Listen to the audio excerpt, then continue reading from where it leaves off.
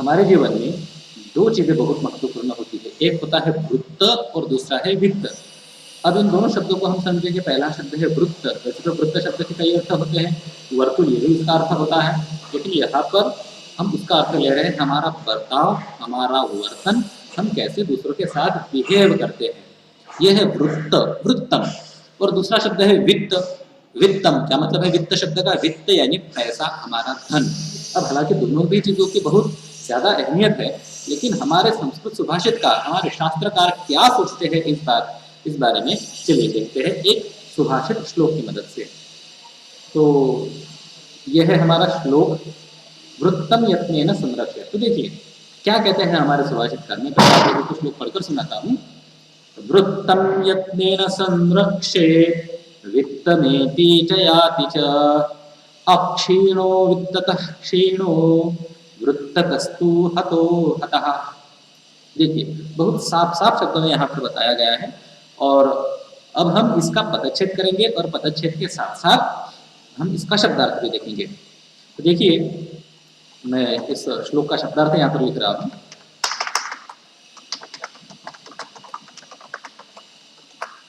सबसे पहला शब्द कौन सा है यहाँ पर? वो है वृत्तम। वृत्तम क्या मतलब है वृत्तम का? वृत्त यानी हमारा बर्ताव, वर्तनम संस्कृत में अगर बोला गया तो वर्तन उसका समानार्थी शब्द हो सकता है, वर्तनम। हिंदी में बोले तो बर्ताव। ठीक। दूसरा शब्द आप लोग यहाँ पर देख रहे हैं वो है यत्नेन। यत्न, यत्न का मतलब क्या होता है? प्रयत्न, कोशिश। और यत्नेन कोशिश से, प्रयत्न से, प्रयत्न पूर्वक। अगला शब्द है संरक्षेत। अब संरक्षित क्या मतलब है? संरक्षित का संरक्षति यानी रक्षण करता है, हिफाजत करता है, और संरक्षित यहाँ पर विधिलिंग लकार है तो रक्षण करना चाहिए, रक्षा, रक्षण करना चाहिए, यह अर्थ हुआ। अगला शब्द कौन सा है? वित्तमेति।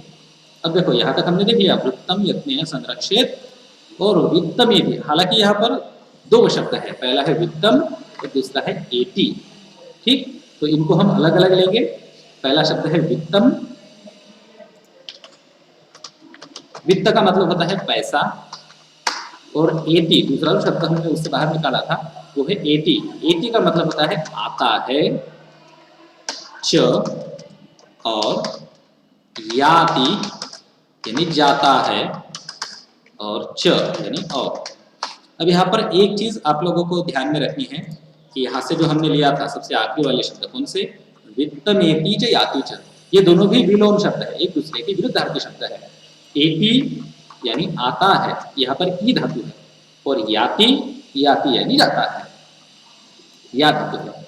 तो कुल मिलाकर हमने अगर देखा जाए तो पहली जो पंक्ति है इसका शब्दार्थ देख लिया, पदच्छेद भी कर लिया। वृत्तम यत्नेन संरक्षेत वित्तमेति च याति च। अब दूसरी पंक्ति, अब यहाँ पर अक्षीणो वित्ततः, यहाँ पर उत्व संधि है, और वृत्ततस्तु यहाँ पर सत्व संधि है, और क्षीणो यहाँ पर भी उत्व संधि है, हतो यहाँ पर भी उत्व संधि है। तो इनका विच्छेद करके हम यहाँ पर शब्दार्थ लिखेंगे। तो अक्षीणो का मतलब है अक्षीणों का, देखो क्षीण, क्षीण का मतलब होता है कमजोर। ठीक, और अक्षीण अ लगाने से नंद पुरुष समास हुआ और इसका अर्थ विरुद्ध हो गया, जो कमजोर नहीं है।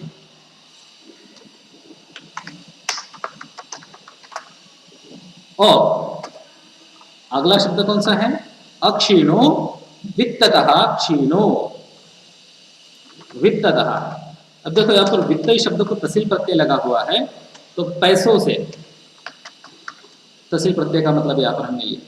और क्षीणो, अब यहाँ पर जो क्षीणो था, ये क्षीणो क्षीण शब्द है, उत्व संधि है यहाँ पर। यहाँ पर भी मैं विसर्ग देना भूल गया। वित्ततः क्षीण यानी कमजोर। और अगला शब्द है वृत्ततस्तु। वृत्ततस्तु, वृत्ततः जमा तु, ऐसे दो शब्द है। वृत्ततः, वर्तन से, वृत्त इस शब्द को तहसील प्रत्यय है, तू का मतलब है तो, और सबसे अंत में शब्द कौन सा है, हतो हतः। अब हालांकि हतो हतः दो अलग अलग पद है। हतः यानी मर जाना, और हतो हतः मर जाना ऐसे द्विरुक्ति के साथ ही बोला गया है। तो हालांकि हम इन दोनों का अलग अलग भी अर्थ ले सकते हैं। हतः यानी मर जाता है, या फिर मर गया है, मर चुका है। दूसरी बार भी हतः है, इसका भी मतलब वही है, मर चुका है। या फिर हम मृत भी लिख सकते हैं इसकी जगह पर, मृत है, मरा हुआ है। अब कुल मिलाकर अगर देखा जाए तो हतो हतः ये बोलने की एक तरीका है संस्कृत में। हतो हतः, अरे वो तो मर गया इस तरीके से बोला जाता है। लेकिन फिर भी मैंने अलग अलग करके लिखा है, क्योंकि यहाँ पर पूर्व संधि थी वो आप लोगों को दिखाया। तो इस तरह से हमने इस श्लोक का प्रत्येक शब्द का अर्थ दिया। अब इन शब्दों को ऐसे अगर आप पढ़ते जाएंगे, जैसे कि वृत्तम बर्ताव, यत्नेन प्रयत्न पूर्वक, और संरक्षित यानी रक्षण करना चाहिए। तो यहाँ पर ये 3 शब्द है, वृत्तम यत्नेन संरक्षित यानी हमारे जो बर्ताव है, बर्ताव को प्रयत्न पूर्वक रक्षण करना चाहिए। वित्तम एति च याति च, पैसा जो है आता है और जाता है। अब ये ऐसे नहीं समझेगा, इसके लिए हमें इसका अन्वय करना पड़ेगा। तो यहाँ पर मैंने अन्वय लिख दिया है, श्लोक का अन्वय। अब अन्वय क्या चीज होती है, श्लोक के ही शब्दों को हम हिंदी में समझ रहे हैं तो हिंदी के हिसाब से फिर से उनकी रचना करें, ताकि हमें सीखने उनको समझने में आसानी हो जाए। जैसे कि यहाँ पर आप लोग देख सकते हैं कि श्लोक में यहाँ पर जो शब्द है उन्हीं शब्दों को फिर से लिया गया है, लेकिन उनका क्रम बदला गया है, ताकि हम हिंदी में उनको ठीक से समझ पाए। और जो शब्द श्लोक में नहीं है लेकिन अर्थ की दृष्टि से अन्वय में होने जरूरी थे, ऐसे शब्दों को हमने कंस में लिखा है, ब्रैकेट में लिखा है। तो अब देखो, अब यहाँ पर इस श्लोक का हिंदी अनुवाद क्या होता है, अर्थ क्या होता है, एक बार हम अन्वय पढ़ लेते हैं तो हमें बहुत अच्छे से समझ में आ जाता है। जैसे कि वृत्तम यत्नेन संरक्षेत, हमारा जो वृत्त है, हमारा जो बर्ताव है, उसको हमने प्रयत्न पूर्वक उसका रक्षण करना चाहिए, वृत्त का ही। क्यों? क्योंकि वित्तम एति च याति च, वित्त का मतलब होता है पैसा। हमारा जो पैसा है तो पैसा आता है और जाता है, आते जाते रहता है। अब ये हुआ विधान, हमें वित्त और वृत्त इन दोनों में से किसका रक्षण करना चाहिए, वृत्त का, हमारे बर्ताव का। लेकिन हम लोग किसका रक्षण करते हैं, पैसों का। मेरा 1 भी रुपया बेवजह किसी को जाना नहीं चाहिए, चाहे मैं किसी के लिए बुरा बन जाऊं, चाहे कोई मुझे गालियां दे, लेकिन मैं तो कंजूसी करूंगा ही, मैं तो किसी को फंसाऊंगा ही, चाहे फंसने के बाद वो मुझे गालियां दे। मेरे हम लोग अपना जो वर्तन है, अपना जो बर्ताव है, बर्ताव को दाव पर लगाकर अपने पैसों का, हमारे वित्त का बचाव करते हैं, वित्त को रक्षित करते हैं। लेकिन कवि क्या कहते हैं, हमारे संस्कृत सुभाषितकार क्या कहते हैं कि वृत्तम यत्नेन संरक्षित, हमारा जो बर्ताव है उसका ही हमें विशेष प्रयत्न करके रक्षण करना चाहिए। और बाकी जो पैसा है, वित्तम एति च याति च, पैसा आएगा जाएगा। अब देखो ये विधान हुआ, इसकी पुष्टि के लिए नीचे एक और विधान दिया है। देखो क्या कहते हैं संस्कृत सुभाषितकार, वित्ततः क्षीणः अक्षीणः भवति। देखो वित्ततः क्षीणः, वित्त यानी पैसा, और वित्ततः यानी पैसे से या फिर पैसों से, और वित्ततः क्षीणः पैसों से क्षीण। तो जो पैसों से क्षीण है, क्षीण है का मतलब हुआ कमजोर है। तो जो मनुष्य पैसों से कमजोर है वो कैसा होता है, अक्षीणः भवति। जो पैसों से कमजोर है वो कमजोर नहीं है, अक्षीणः यानी कमजोर नहीं है। परंतु बट वृत्ततः क्षीणः, वृत्ततः क्षीणः तो यानी अपने बर्ताव से जो क्षीण होता है वो कैसा होता है, वो होता है हतः हतः, हतो हतः। यहाँ पर हतो हतः ऐसा शब्द श्लोक में है, व्यवहार में बोलते समय भी हतो हतः ही बोलते हैं। और जो अपने बर्ताव से क्षीण है, यानी जिसका बर्ताव ठीक नहीं, लोगों के साथ वर्तन ठीक नहीं है, वो तो समझो मर ही गया है। क्यों? क्योंकि आज उसके पास पैसा है तो कोई भी उसका आदर सत्कार करेगा, लेकिन कल तो पैसा जाने वाला है। पैसा सभी के पास हर वक्त के लिए नहीं रहेगा, एक ना एक दिन तो चला जाएगा। फिर उसके बाद लोग याद करेंगे कि अरे इसके पास जब पैसा था तब इसने मेरे साथ कैसा बर्ताव किया था, ये लोग सोचते हैं। और जब उनकी बारी आती है तब हमें सबक सिखाते हैं इसीलिए हमारे पास पैसा चाहे हो चाहे ना हो, हमें अपना बर्ताव हमेशा अच्छा रखना चाहिए। तो ये भाव है श्लोक का, ये अर्थ है श्लोक का। एक बार हम नीचे हिंदी में इस श्लोक का अनुवाद लिखते हैं। श्लोक का हिंदी अनुवाद, चलो क्या कहना है श्लोक का? वृत्तम यत्नेन संरक्षेत, यानी मनुष्य ने अपने वर्तन की हमेशा रक्षा करनी चाहिए। ठीक, वृत्तम यत्नेन संरक्षेत। अब यहाँ पर मनुष्य शब्द श्लोक में तो नहीं है, लेकिन हमने अपने मन से लिया। अब आगे लिखा है वित्तम एति च याति च, यानी पैसा आता है और जाता है। इसको भी हम लिख लेंगे, क्योंकि पैसा आता है और जाता है। आगे हमारे कवि कहते हैं वित्ततः क्षीणः अक्षीणः भवति। इसका अर्थ हम देखेंगे।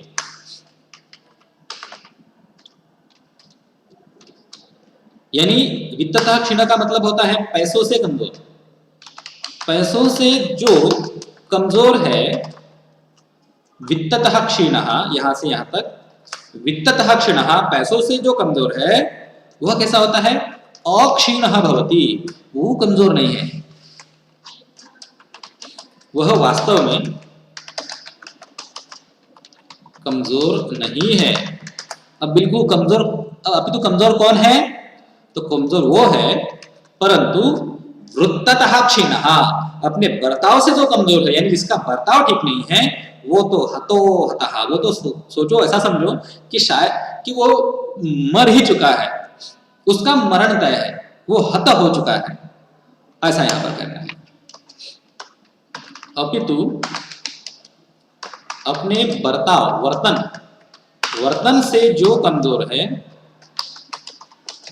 वह तो मृतवत ही है, ऐसा हमने इसका अर्थ ले लिया है। तो कुल मिलाकर अगर देखा जाए तो इस तरह से हमने इस श्लोक का अर्थ लिया। मनुष्य ने हमेशा अपने वर्तन की रक्षा करनी चाहिए, यानी हमारा जो बर्ताव है दूसरों के प्रति कैसा है, इस चीज के बारे में सोचना चाहिए। क्यों? क्योंकि पैसा आता है और जाता है। पैसा आज है कल नहीं है, लेकिन लोग क्या करते हैं? हमेशा पैसे की सोचते हैं, वर्तन की नहीं सोचेंगे कि आज मैं अगर किसी इंसान को फंसा रहा हूं, वो मुझे क्या कहेगा, मेरा वर्तन उसके साथ कैसा रहेगा, ये बिल्कुल भी लोग सोचते नहीं है। देखो, पैसों से जो कमजोर है वो वास्तव में कमजोर नहीं है, क्योंकि उसके पास आज पैसा नहीं है, लेकिन कल अगर उसने मेहनत की तो आ जाएगा ना उसके भी पास। लेकिन जो अपने वर्तन से कमजोर है, अपना वर्तन, जो किसी के भी साथ हमेशा बुरा बर्ताव करता है, वह कैसा है? वह तो मृतवत ही है। सोचो, वो मृत है, क्योंकि उसके पास के लिए पैसा कभी ना कभी जाने वाला है। तो इस तरह से हमने ये जो श्लोक है, इस श्लोक का अर्थ लिया। एक बार फिर से मैं पढ़ रहा हूं, वृत्तम यत्नेन संरक्षेत वित्तमेति च याति च अक्षीणो वित्ततः क्षीणो वृत्ततस्तु हतवतः।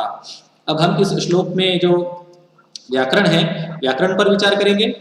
चलिए देखते हैं। संरक्षित विधिलिंग लकार है, वित्तमेति, यहाँ पर संयोग है, कोई संधि तो नहीं है।